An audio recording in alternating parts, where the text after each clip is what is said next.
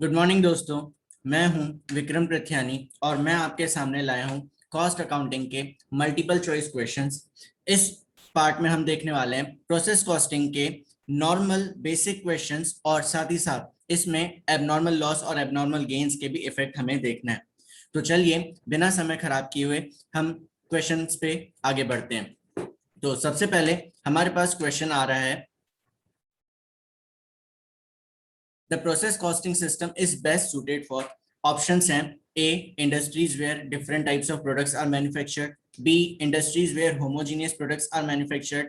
C. Service industries only. D. All of the above. तो सबसे पहले हमें चेक करना पड़ेगा कि ये कौन से इंडस्ट्री में किस टाइप के कॉस्टिंग सिस्टम यूज किया जाता है। तो सबसे पहले हमारे पास है डिफरेंट टाइप्स ऑफ प्रोडक्ट। जहां कहीं पे भी डिफरेंट टाइप्स ऑफ प्रोडक्ट बनाए जाते हैं वहां पर जॉब कॉस्टिंग यूज किया जाता है। सेकंड है होमोजीनियस प्रोडक्ट। होमोजीनियस का मतलब रहता है जहां पर सारे सेम यूनिफॉर्म बनाए जाते हैं, यूनिफॉर्म प्रोडक्ट्स बनाए जाते हैं। ऐसी जगह पर प्रोसेस कॉस्टिंग बेस्ट रहता है। थर्ड है सर्विस इंडस्ट्री। हर सर्विस डिफरेंट होती है, इसीलिए सर्विस इंडस्ट्री के लिए जो कॉस्टिंग सिस्टम यूज करते हैं वो कहलाता है ऑपरेटिंग कॉस्टिंग।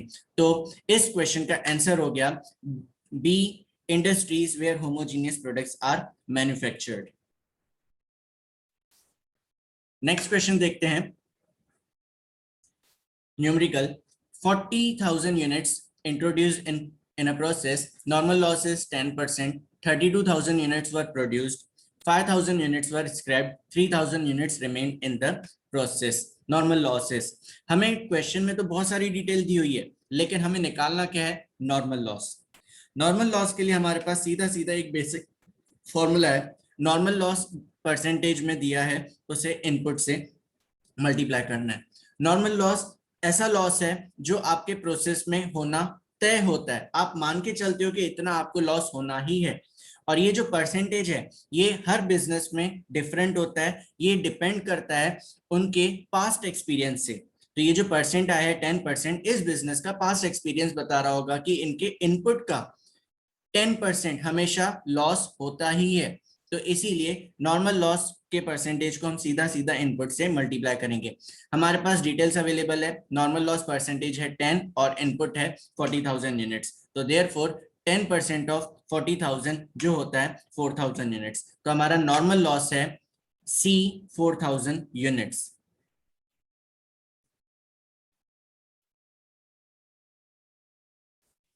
नेक्स्ट क्वेश्चन देखते हैं। If material consumed rupees 18,000, direct labor rupees 21,000, expenses rupees 6,000, input 10,000 units at the rate 1 per unit, normal wastage 5%, value of normal wastage मतलब स्क्रैप ये है ₹8 पर 100 यूनिट्स। क्या कैलकुलेट करना है? आउटपुट। तो आउटपुट कैलकुलेट करने के लिए आपको माइंड में प्रोसेस कॉस्टिंग ध्यान में रखना पड़ेगा। अब यहाँ पर आउटपुट यूनिट्स में पूछ रहा है या फिर रुपीज में, ये हमें सीधा सीधा ऑप्शंस में दिख रहा है क्योंकि सारे ऑप्शंस रुपीज में है, इसीलिए जो हमारा आउटपुट है वो भी रुपीज में ही होगा। तो इसके लिए हमें प्रोसेस अकाउंट के डेबिट और क्रेडिट साइड दोनों का इफेक्ट सोचना पड़ेगा। तो सबसे पहले डेबिट इफेक्ट देख लेते हैं। डेबिट में कौन से आइटम्स आएंगे? सबसे पहले material 18,000 rupees, direct labour 21,000 rupees, expenses 6,000 rupees और input of raw material 10,000 units multiply by ₹1, जिससे आंसर आ रहा है सीधा सीधा 10,000। ये हमारे डेबिट के पूरे आइटम हो गए हैं, इनकी टोटल है 55,000। अब देखेंगे क्रेडिट्स में हमारे कौन से आइटम है। क्रेडिट में हमारे पास एक ही आइटम है जो है नॉर्मल वेस्टेज, जिसकी डिटेल दी हुई है 5% ऑफ इनपुट। तो 5% ऑफ 10,000 जो है 500 यूनिट्स, लेकिन यहाँ पर हम रुपीज में बात कर रहे हैं इसीलिए स्क्रैप वैल्यू निकालना बहुत जरूरी है। नॉर्मल वेस्टेज की रुपीज में वैल्यू, अमाउंट में वैल्यू निकालने के लिए हमें यूनिट्स को मल्टीप्लाई करना पड़ेगा ₹8 से, डिवाइड करना पड़ेगा 100 यूनिट से, जिससे टोटल आ रहा है 40। अब डेबिट में से क्रेडिट माइनस करेंगे, हमारा आउटपुट रेडी हो जाएगा इन रुपीज 54,960। तो हमारा करेक्ट आंसर है सी 54,960। एक बार इसके कैलकुलेशन अच्छे से देखिए, उसके बाद फिर हम नेक्स्ट क्वेश्चन पे शिफ्ट करेंगे।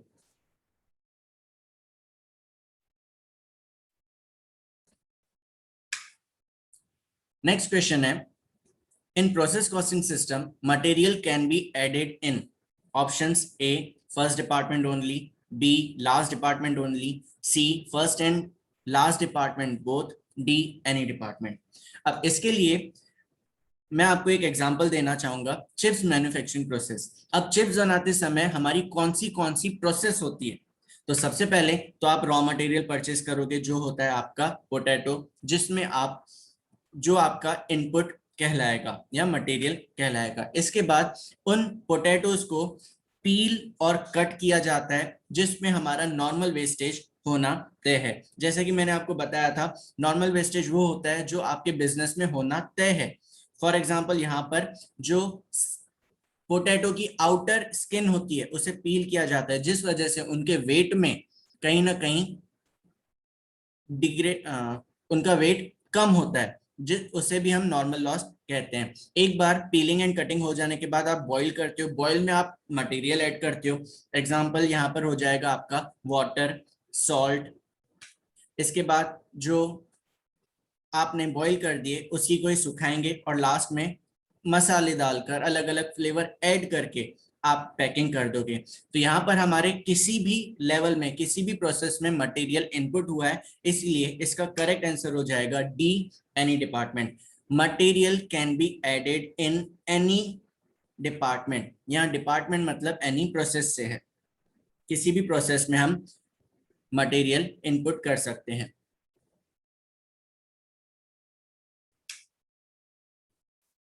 नेक्स्ट क्वेश्चन है, opening WIP 900 units, closing WIP 1000 units, input of material 9100 units, normal loss 10%, finish goods transfer to next process 7800, what will be the amount of normal loss in units. Normal loss calculate करना है, कोई hard नहीं है, लेकिन यहाँ पर आपको calculations को बहुत अच्छे तरीके से समझना पड़ेगा, क्योंकि ये क्वेश्चन हल्का सा ट्रिकी है। यहाँ पर आपको जो भी इंफॉर्मेशन दी हुई है वो सारी काम की है, लेकिन बहुत ही ज्यादा कंफ्यूज करने वाली भी है। तो हम बेसिक से शुरू करते हैं। हमें सबसे पहले चेक करना पड़ेगा कि हमारा टोटल इनपुट क्या है। हमारे पास डिटेल दी हुई है, ओपनिंग WIP 900 यूनिट्स, इसके बाद इनपुट ऑफ मटेरियल 9100 दिया हुआ है, तो टोटल आ जा रहा है 10,000। तो हमारा टोटल इनपुट 10,000 यूनिट्स है। यहाँ पर हमें 10% ऑफ इनपुट लेना है नॉर्मल लॉस के लिए, जो है 1000। अब यहाँ पर ट्रिक क्या है जो मैंने आपको बोला कंफ्यूजन करता है। कई बार हम नॉर्मल लॉस सिर्फ इनपुट ऑफ मटेरियल 9100 का लेंगे, जिससे हमारा पूरा आंसर गलत हो जाता है। इसीलिए नॉर्मल लॉस जो 10% है वो आपका 10,000 का होगा ओपनिंग WIP, और साथ ही साथ जो इनपुट ऑफ मटेरियल है दोनों का मिलाकर 10,000। नॉर्मल लॉस 10,000 यूनिट्स का 10% निकलेगा 1000। हमसे अक्सर गलती होती है, हम 9100 का ही 10% निकालते हैं, जो आ जाएगा आपका 910, यानी करीब करीब यहाँ पर इस स्टेज में आपके 90 यूनिट्स से आप पीछे रह गए। एक बार नॉर्मल लॉस माइनस कर देंगे तो ये आ जाएगा 9000 आपका एक्सपेक्टेशन प्रोडक्शन। आप इतना एक्सपेक्ट कर रहे हो 9000 प्रोडक्शन होने का, लेकिन आपके पास क्लोजिंग स्टॉक ऑफ WIP भी है जो आपने अभी तक कंप्लीट नहीं किया। इसका मतलब आपकी न्यू एक्सपेक्टेशन आ जाएगी 8000 यूनिट। आपके अनुसार 8000 यूनिट्स प्रोडक्शन होना चाहिए था, लेकिन एक्चुअल में कितना हुआ? एक्चुअल में प्रोडक्शन हुआ है आपका 7800। इसका मतलब 200 यूनिट्स कम प्रोड्यूस किए गए हैं। ये जो 200 यूनिट्स हैं ये आपका एबनॉर्मल लॉस है। तो करेक्ट आंसर आ गया ए 200 यूनिट्स। हमारा एबनॉर्मल लॉस है 200 units.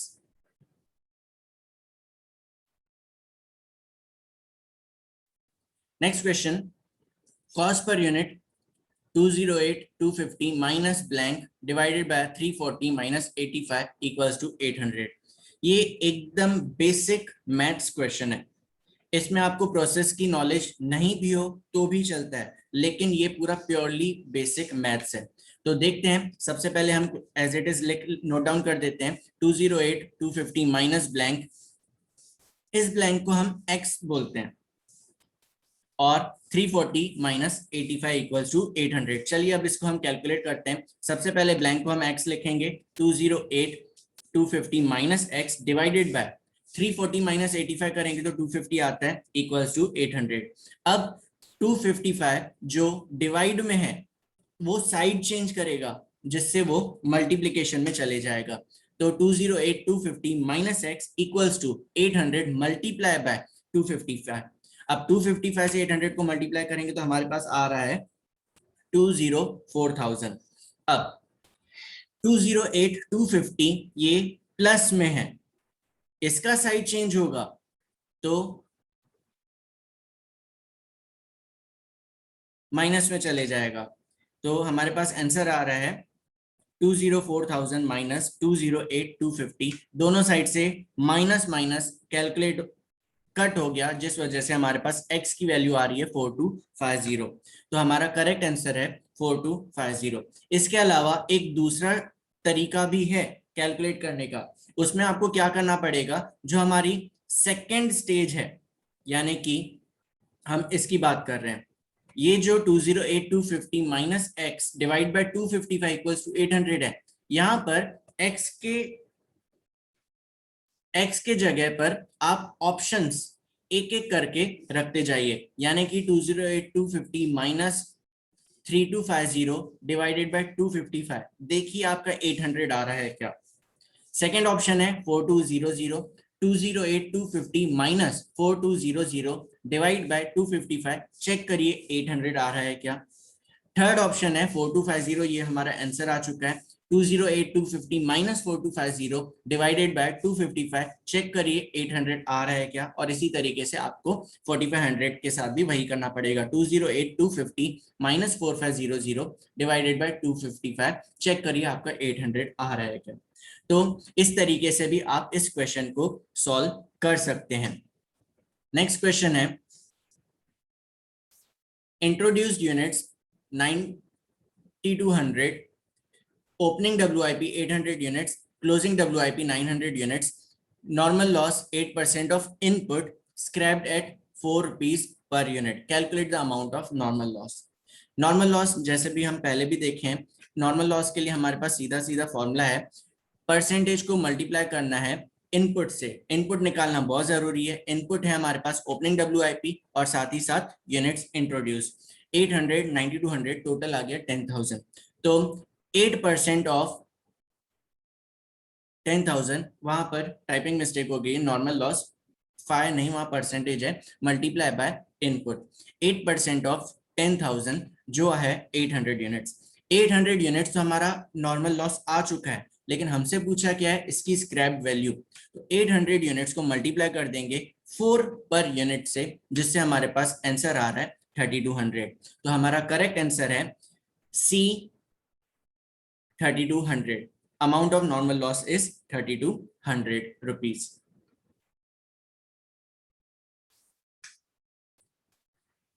Next question, which of the following businesses is likely to adopt a process costing system? Process costing system कौन से बिजनेस में हम यूज कर सकते हैं?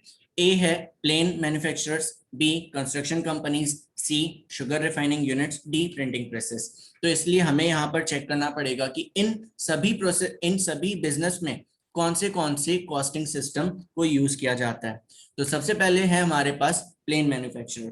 प्लेन एयरप्लेन्स हमेशा स्पेशल डिमांड पे ही बनाए जाते हैं और हर प्लेन यूनिक होता है, बहुत ज्यादा कॉस्टली होता है, जिस वजह से यहाँ पर जॉब कॉस्टिंग यूज किया जाता है। दूसरा है कंस्ट्रक्शन कंपनी। कंस्ट्रक्शन कंपनी भी यूनिक होते हैं, स्पेसिफिकली बनाए जाते हैं, लेकिन यहाँ पर कॉन्ट्रैक्ट कॉस्टिंग मेथड यूज की जाती है। शुगर रिफाइनिंग यूनिट्स हर बार सेम होते हैं, यानी यूनिट्स आपके आइडेंटिकल होते हैं, होमोजीनियस होते हैं, जिस वजह से शुगर रिफाइनिंग यूनिट्स में प्रोसेस कॉस्टिंग यूज किया जा सकता है।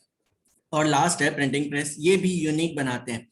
एग्जांपल, आप पर्टिकुलर कोई बुक प्रिंट करवा रहे हो तो उसके लिए आपको पूरी सेटिंग्स चेंज करनी पड़ेगी, इसीलिए प्रिंटिंग प्रेस में भी जॉब कॉस्टिंग यूज किया जाता है। तो हमारे पास एक ही ऑप्शन बच रहा है, शुगर रिफाइनिंग यूनिट्स, जहां पर हम प्रोसेस कॉस्टिंग सिस्टम अडॉप्ट कर सकते हैं। तो हमारा करेक्ट आंसर है C sugar refining units. Next question, a company manufactured a single product, opening stock 6,000 rupees, closing stock 15,000 rupees, direct material 39,000 rupees, direct labor 30,000 rupees. Calculate the prime cost of product. Process की बात हो रही है, इसमें हमें prime cost calculate करना है। तो इसके लिए हमारे पास डिटेल्स अवेलेबल है। सबसे पहले ओपनिंग स्टॉक 6,000, फिर डायरेक्ट मटेरियल 39,000, डायरेक्ट लेबर 30,000, जिससे आपका सीधा सीधा प्राइम कॉस्ट आ रहा है 75,000। अब यहाँ पर मिस्टेक क्या हो सकती है, कई बार हम क्या करते हैं 39,000 और 30,000 सिर्फ डायरेक्ट मटेरियल और डायरेक्ट लेबर को ही हम प्राइम कॉस्ट मान सकते हैं, जिससे आपका आंसर आएगा 69,000, वो भी आपके ऑप्शन में। तो जिस वजह से आपकी बहुत बड़ी गलती हो सकती है, लेकिन प्रोसेस में हम सबसे पहले ओपनिंग स्टॉक रिकॉर्ड करते हैं, जिस वजह से उससे भी प्राइम कॉस्ट का हिस्सा बनाया जाता है। तो हमारे पास करेक्ट आंसर है डी 75,000, प्राइम कॉस्ट है हमारी 75,000। Next question, calculate cost per unit from given detail. Cost incurred minus scrap value equals to 41,960, input 4,000 units, normal loss incurred 120 units. Cost per unit calculate करने के लिए हमारे पास formula है cost incurred minus scrap value divided by input minus normal loss in units.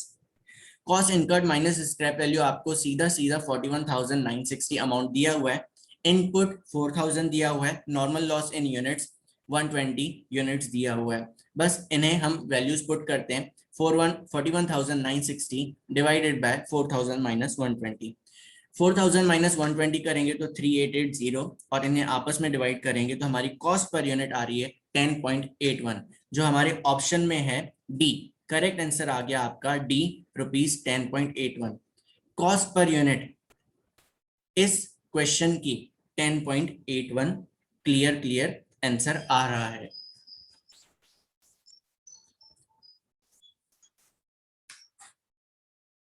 Next, input 10,000 units at the rate ₹1 per unit, normal wastage 5%, value of normal wastage ₹8 पर 100 units, calculate amount of normal loss.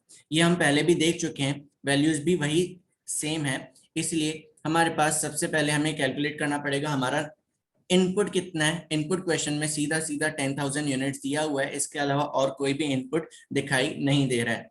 Input का 5% निकालेंगे, हमारे पास normal wastage का formula है, normal ले 5% of 10,000 जो 500 units आ रहा है। अब इस 500 यूनिट्स को मल्टीप्लाई करना पड़ेगा 8 से, डिवाइड करेंगे 100 से, जिससे आपका 40 रुपीज नॉर्मल लॉस का अमाउंट आ रहा है, जो यहाँ पर आपके ऑप्शन में भी दिया हुआ है। तो हमारा करेक्ट आंसर है ए, ₹40। नॉर्मल लॉस की वैल्यू है ₹40।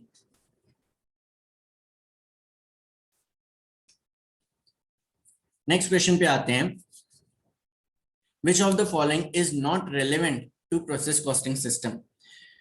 कौन से जगह पर आप प्रोसेस कॉस्टिंग सिस्टम यूज नहीं कर सकते। तो सबसे पहले आपके पास है heterogeneous product. Heterogeneous different product होते हैं, वहां पर हम प्रोसेस कॉस्टिंग बिल्कुल भी यूज नहीं कर सकते। हर डिफरेंट प्रोडक्ट के लिए आपको डिफरेंट जॉब कॉस्टिंग यूज करना पड़ेगा, इसीलिए प्रोसेस कॉस्टिंग सुटेबल नहीं है।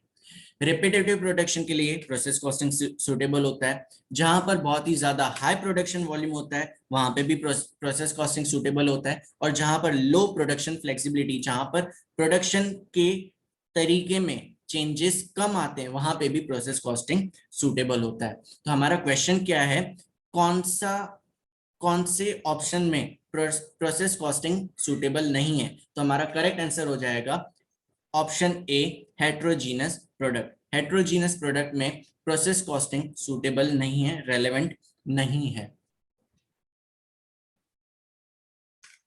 Next question, if material consumed ₹18,000, direct labor ₹21,000, expenses 6,000, input 10,000 units at ₹1 per unit, normal wastage is 5%, value of normal wastage is 8 per 100 units, calculate output। तो output यहाँ पर option आपको units में दिया है, तो हम यूनिट्स में ही कैलकुलेट करेंगे, और यूनिट्स में आउटपुट कैलकुलेट करना उतना ही आसान है जितना कि आपका अमाउंट में कैलकुलेट करना। सेम आपको डेबिट और क्रेडिट के इफेक्ट सोचना पड़ेगा। तो डेबिट साइड में हमारे पास कौन से इनपुट होते हैं या फिर यूनिट्स होते हैं। सबसे पहले इनपुट इन यूनिट्स आपको 10,000 यूनिट्स दिया हुआ है। इसमें से क्रेडिट साइड के अब आइटम्स माइनस करेंगे, जो है normal loss 5% of input, question में दिया हुआ है 500 यूनिट्स। इसके बाद जिससे आपकी वैल्यू आ रही है 9,500। तो सीधा सीधा आपके पास आंसर आ रहा है 9,500। कुछ भी नहीं था इस क्वेश्चन में, बस एक्स्ट्रा की डिटेल दी हुई है अमाउंट के लिए, वो सिर्फ कंफ्यूज करने के लिए। तो आपके पास आउटपुट यूनिट्स हैं 9,500 यूनिट्स। नेक्स्ट क्वेश्चन है, normal wastage is 5% in process A, which is sold at 40 per 100 units. Total expenses of a process is rupees 51,960. Raw material introduced 19,600 units. Finished goods were 18,400. Calculate abnormal loss. Rupees या units, option में हमको units दिख रहे हैं इसलिए units में ही calculate किया जाएगा। तो एबनॉर्मल लॉस निकालने के लिए हमें सबसे पहले चेक करना पड़ेगा रॉ मटेरियल हमने 19,600 यूनिट्स इंट्रोड्यूस किया है। यहाँ पर हमें रुपीस से फिलहाल कोई भी मतलब नहीं है, हम सिर्फ यूनिट्स की बात कर रहे हैं। इसमें से माइनस किया जाएगा नॉर्मल लॉस जो है 5% ऑफ इनपुट, जिससे 19,600 का 5% है 980, जिससे आपका आ रहा है 18,620। 18,620 आप एक्सपेक्ट कर रहे थे प्रोडक्शन होगा, लेकिन आपका एक्चुअल प्रोडक्शन कितना हुआ? आपका एक्चुअल प्रोडक्शन हुआ 18,400। तो ये 220 जो कम प्रोड्यूस किए गए हैं या कम प्रोड्यूस हुए हैं, ये आपका एबनॉर्मल लॉस है। तो हमारे पास करेक्ट आंसर क्या हो गया? ए 220 यूनिट्स। क्वेश्चन देखने में बहुत ही भारी लग रहा है, लेकिन अल्टीमेटली जब आप कैलकुलेट करने जाते हैं तो आंसर बहुत ही इजी निकलते हैं। एक बार बस थोड़े से कैलकुलेशन करना है, आंसर आपके सामने है। Next question, in process costing system, when partially completed units are expressed in terms of fully completed units, they are known as। जब कभी भी हम आधे अधूरे गुड्स को आधे अधूरे जो हमने प्रोसेस किए हैं उन्हें कंप्लीटेड यूनिट्स मानने की कोशिश करते हैं, या उन्हें क्या बोला जाता है? तो सीधा सीधा हमारे पास ऑप्शंस हैं, completed units, equivalent units, unfinished units, transferred units. Completed units भी नहीं बोला जाता है, उन्हें इक्विवेलेंट यूनिट्स बोला जाता है। अनफिनिश्ड यूनिट्स भी नहीं बोला जाता, ट्रांसफर्ड यूनिट्स भी उन्हें नहीं बोला जाता है। तो हमारे पास करेक्ट आंसर है B, equivalent units. Next, units transferred from process A 4,000 units at rupees 5 each. Material introduced 1,000 units at rupees 2 each. There is 5% normal wastage in process B and 5% scrap is produced, which is sold at rupees 2 each. Find the value of scrap. यहाँ पर आपके पास दो input दिए हुए हैं, एक unit transfer 4,000 units और दूसरा है मटेरियल इंट्रोड्यूस 1,000 यूनिट्स। यहाँ पर रुपीस की बात नहीं हो रही है, फिलहाल हम कैलकुलेट कर रहे हैं नॉर्मल लॉस या स्क्रैप, इसके लिए यूनिट्स चाहिए। तो टोटल इनपुट हो गया 5,000। अब यहाँ पर आपके पास दो परसेंटेज दिए हुए हैं, एक है 5% नॉर्मल वेस्टेज और एक है 5% स्क्रैप। जब कभी भी आपको दो सेपरेट परसेंटेज दिया जाए, नॉर्मल वेस्टेज और स्क्रैप, तो जो स्क्रैप वैल्यू है वो सेलेबल प्रोडक्ट है या वेस्टेज है, इसीलिए सिर्फ स्क्रैप को ही कैलकुलेट करना है। तो नॉर्मल लॉस हमारा 5% ऑफ 5,000 है। यहाँ पर नॉर्मल लॉस स्क्रैप की बात हो रही है, नॉर्मल वेस्टेज की बात नहीं हो रही है। तो इसलिए 250 यूनिट्स जो आपका स्क्रैप है उसे स्क्रैप वैल्यू से मल्टीप्लाई करेंगे, जो है ₹2। तो 250 इंटू ₹2, सीधा आंसर आ रहा है 500। तो करेक्ट आंसर आ गया सी, 500 रुपीज।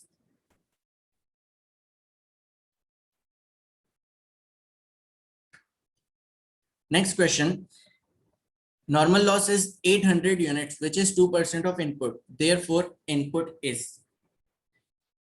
कैलकुलेशन चेक कर लेते हैं। आपके पास नॉर्मल लॉस का फॉर्मूला है normal loss percentage multiply by input. Values put कर रहे हैं। नॉर्मल लॉस आपको क्वेश्चन में 800 दिया हुआ है, नॉर्मल लॉस परसेंटेज 2% है, जिसे हम 2 डिवाइड बाय 100 भी लिख सकते हैं, मल्टीप्लाई बाय इनपुट।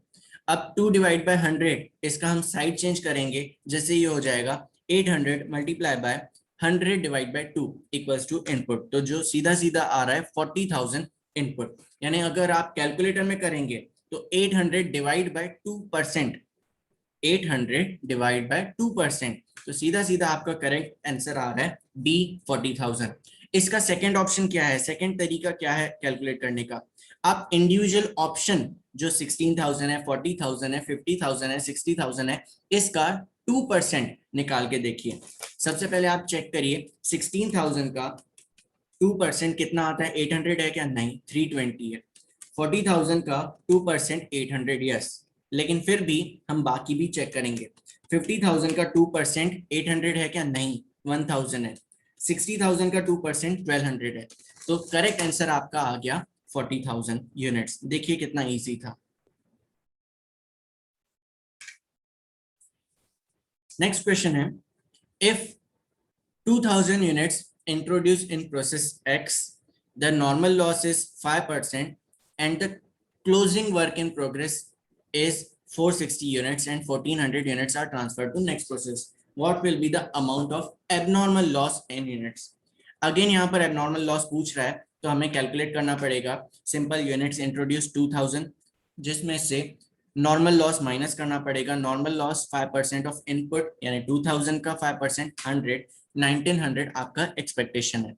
लेकिन इसके अलावा भी आपके पास क्लोजिंग स्टॉक ऑफ WIP है 460, 19, तो एक्सपेक्टेशन आप 1440 आपका प्रोडक्शन होना चाहिए था, लेकिन एक्चुअल में कितना हुआ? एक्चुअल में हुआ है 1400, मतलब 40 यूनिट्स अभी भी आपके कम प्रोड्यूस हुए हैं। ये 40 यूनिट्स आपका एबनॉर्मल लॉस है, तो इसलिए करेक्ट आंसर आ गया 40 यूनिट्स।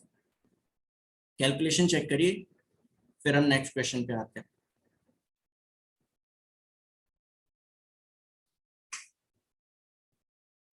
नेक्स्ट क्वेश्चन है, abnormal cost is the cost. Abnormal cost क्या होता है? Cost normally incurred at given level of output. Abnormal loss वो होता है जो हमें पता ही नहीं रहता। Second, B, cost not normally incurred at given level of output. ये करेक्ट लग रहा है क्योंकि हमारे आउटपुट के अनुसार नहीं होता है वो। Cost which is charge to customer, abnormal loss directly profit and loss पे चार्ज किया जाता है, कस्टमर से कभी भी नहीं लिया जाता। नॉर्मल लॉस को हम बाकी रिमेनिंग प्रोडक्ट में ऐड कर देते हैं, लेकिन एबनॉर्मल लॉस, एबनॉर्मल गेन सीधा सीधा प्रॉफिट एंड लॉस में चार्ज किया जाता है। D, cost which is included in the cost of product. Normal cost की कॉस्ट को हम कॉस्ट ऑफ प्रोडक्ट में ऐड करते हैं, एबनॉर्मल कॉस्ट में नहीं। तो सी और डी तो कैंसिल हो चुका है, ए भी कैंसिल है, बच रहा है बी। तो हमारे पास करेक्ट आंसर आ रहा है B, cost not normally incurred at a given level of output. Next question, transferred from process 1 to process 2 2600 units at rupees 21,750. Material consumed in process 2 400 units costing rupees 4 each. What will be the total amount of input product? Input का amount पूछ रहा है, बहुत ही easy question है। सबसे पहले हमें check करना पड़ेगा पिछले प्रोसेस से कितने रुपीस के ट्रांसफर हुए हैं। तो ट्रांसफर फ्रॉम प्रोसेस 1 21,755 और मटेरियल कंज्यूम्ड इन प्रोसेस 2 1600 कहां से आया? प्रोसेस 2 में 400 यूनिट्स कंज्यूम किए गए हैं, इंट्रोड्यूस किए गए हैं 4 रुपीज ईच से, तो ये आ गया 1600, और इन दोनों को हम टोटल करेंगे 23,355, आपका total amount of input product आ जाएगा। तो करेक्ट आंसर है सी, 23,355।